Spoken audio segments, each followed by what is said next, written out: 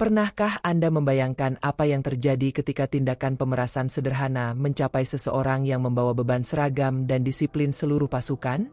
Sekarang bayangkan ini terjadi di tengah siang hari, di tengah-tengah pasar yang sibuk, di hadapan lusinan saksi dan tidak ada yang melakukan apapun.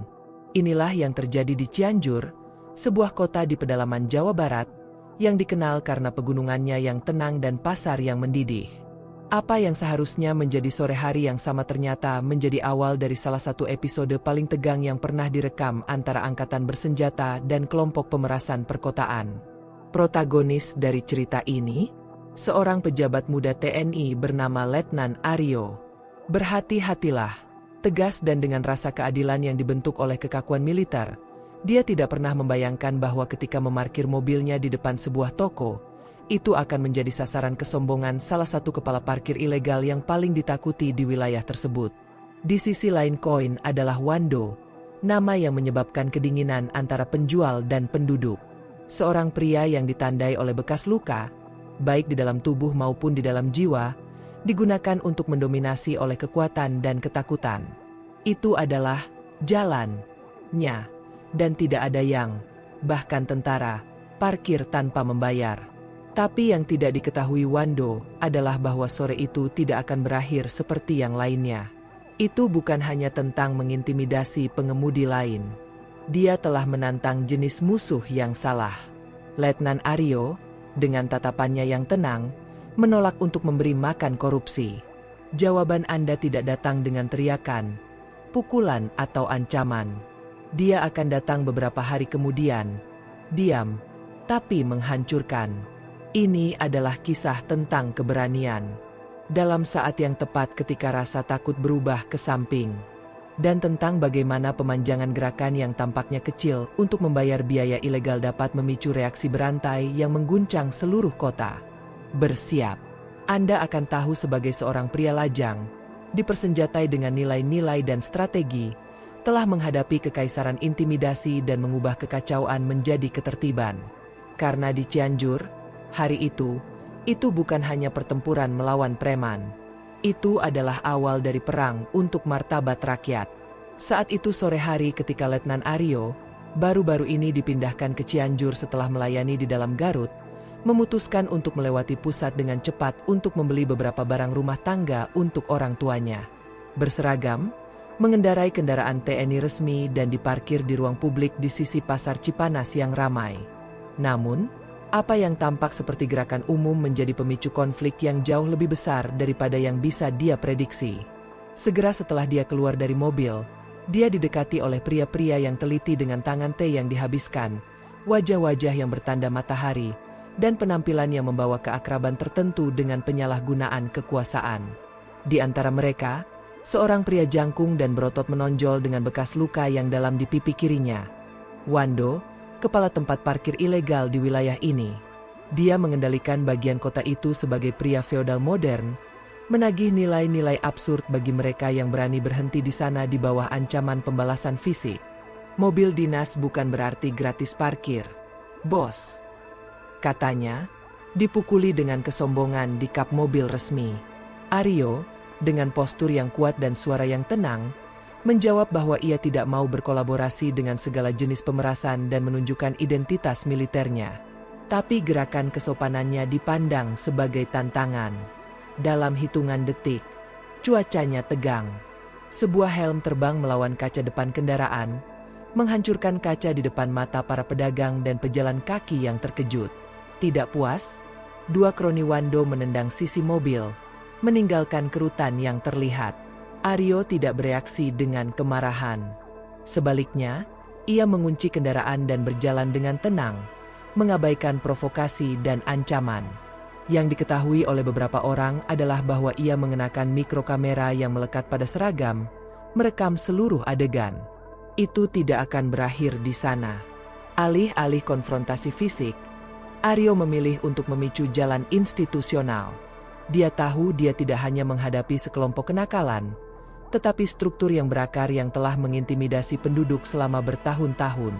Menurut laporan lokal, Wando Group bekerja di wilayah itu sejak setidaknya 2018, mengendalikan bidang-bidang strategis seperti pasar, stasiun kereta api dan pusat-pusat bisnis mengakses jalanan. Ketika dia berjalan pergi, Letnan Aryo secara mental menarik garis antara apa yang hanya penghinaan dan apa yang membutuhkan tanggapan terhadap puncak keadilan. Dan garis ini telah dilintasi. Sore itu tidak akan dilupakan. Dan para penyerang tidak tahu, ketika mereka menyerang seorang pria, mereka telah menyebabkan kembalinya pesanan dengan nama dan seragam. Pertanyaan besar di balik konflik ini bukan hanya pecahan kaca atau diskusi antara seorang pria militer dan sekelompok pemerasan. Masalah sebenarnya adalah runtuhnya indera keamanan perkotaan yang telah lama diabaikan. Ketika populasi mulai menerima kehadiran preman, bandit lokal, sebagai normal dalam kehidupan sehari-hari, itu berarti bahwa otoritas yang sah telah digantikan oleh ketakutan. Kelompok yang dipimpin oleh Wando lebih dari sekadar banyak tempat parkir. Mereka berfungsi sebagai organisasi informal dominasi teritorial, dengan hierarki, pengawasannya sendiri, dan sistem keuangan paralel berdasarkan intimidasi. Mereka yang menolak membayar dapat membuat kendaraan rusak, menggulingkan barang atau, dalam kasus ekstrim, diserang secara fisik. Sistem-sistem ini muncul di mana tidak ada pengawasan yang efektif dan bertahan hidup berdasarkan hubungan diam-diam masyarakat, seringkali karena takut orang lain seperti biasa. Dan semakin lama mereka tetap aktif, semakin sulit mereka menjadi memberantas, karena mereka menciptakan hubungan dengan jaringan yang lebih besar, termasuk korupsi dan pencucian uang. Letnan Aryo mengerti ini dengan jelas. Karena itu, rencananya bukan untuk membalas dengan kekerasan yang tidak terorganisir. Dia tahu bahwa konfrontasi fisik tepat waktu hanya akan memberi makan siklus. Sebaliknya, ia mengumpulkan bukti, rekaman, kesaksian, gambar, dan membawa semuanya ke komando militer setempat. Di sana, masalah ini tidak lagi pribadi dan menjadi operasi strategis untuk memulihkan ketertiban umum. Perencanaan melibatkan intelijen, penyamaran, pemantauan berkelanjutan dan tim otorisasi formal untuk campur tangan. Tujuannya adalah untuk menggulingkan sistem, tidak hanya tentara kejahatan.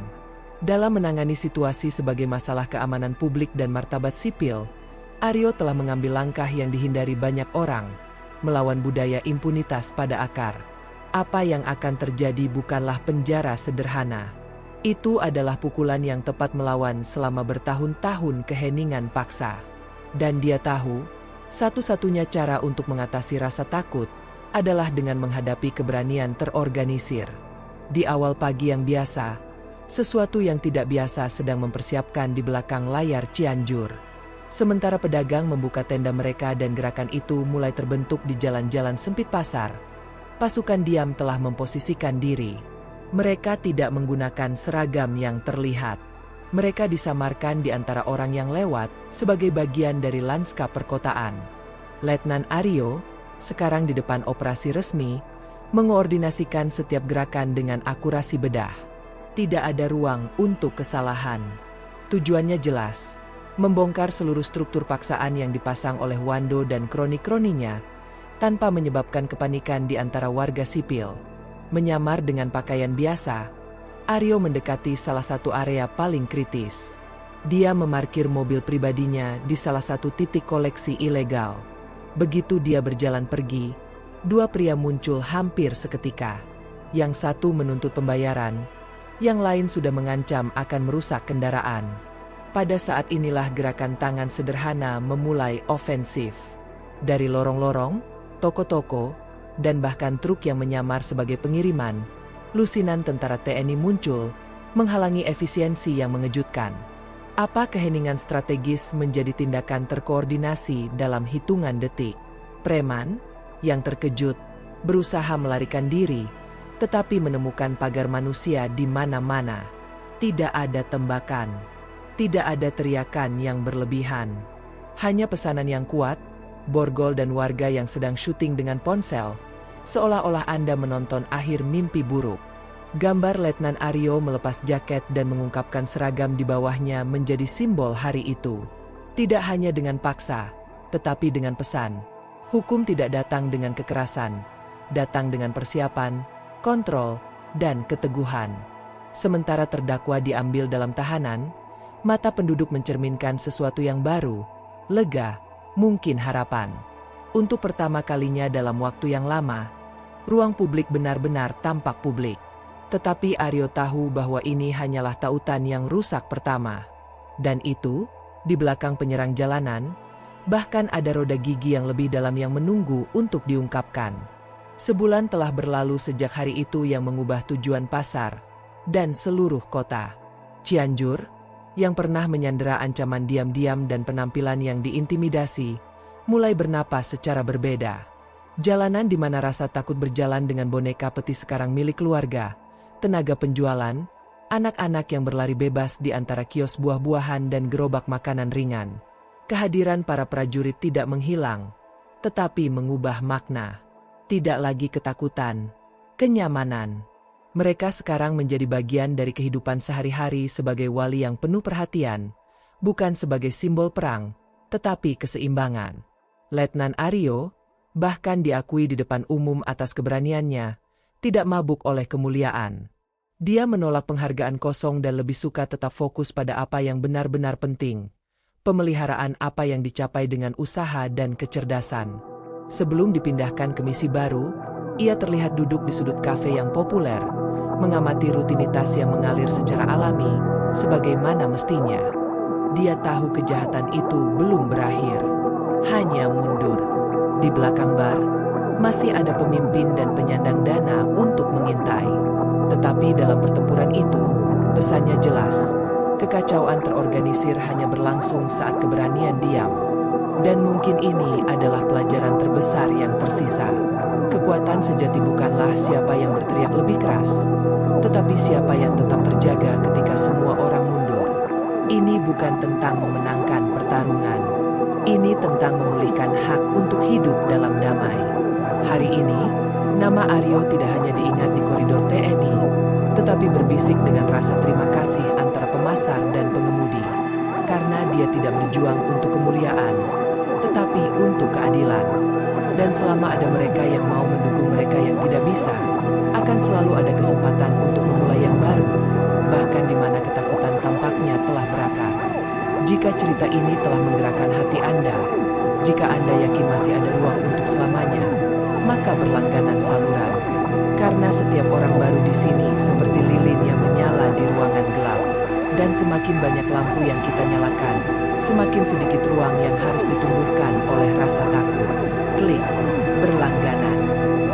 Menjadi bagian dari perubahan ini. Ini bukan hanya sebuah tombol. Ini adalah awal dari cerita lain. Kelompok yang dipimpin oleh Wando lebih dari sekadar banyak tempat parkir. Mereka berfungsi sebagai organisasi informal dominasi teritorial, dengan hierarki, pengawasannya sendiri, dan sistem keuangan paralel berdasarkan intimidasi. Mereka yang menolak membayar dapat membuat kendaraan rusak, menggulingkan barang atau, dalam kasus ekstrim, diserang secara fisik. Sistem ini muncul di mana tidak ada pengawasan yang efektif, dan bertahan hidup berdasarkan hubungan diam-diam masyarakat, seringkali karena takut orang lain seperti biasa. Dan semakin lama mereka tetap aktif, semakin sulit mereka menjadi memberantas, karena mereka menciptakan hubungan dengan jaringan yang lebih besar, termasuk korupsi dan pencucian uang. Letnan Aryo mengerti ini dengan jelas. Karena itu, rencananya bukan untuk membalas dengan kekerasan yang tidak terorganisir. Dia tahu bahwa konfrontasi fisik